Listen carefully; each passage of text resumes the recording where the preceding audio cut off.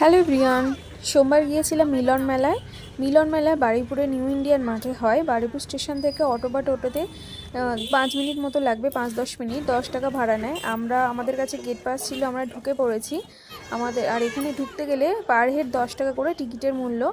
কি নেই এখানে, প্রচুর দোকান রয়েছে, প্রচুর সারা মাঠ জুড়ে।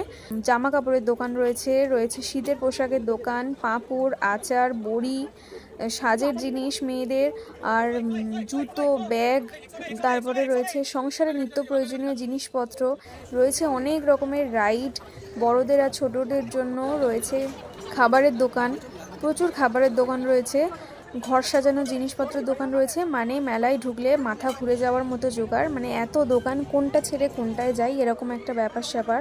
যাই হোক, প্রচুর ভালো লাগবে, আপনারা আসবেন, প্রচুর ভালো লাগবে। আমার তো ভীষণ ভালো লাগে যেতে। আর আমরা মোটামুটি 1-1.5 ঘন্টা মতো ছিলাম।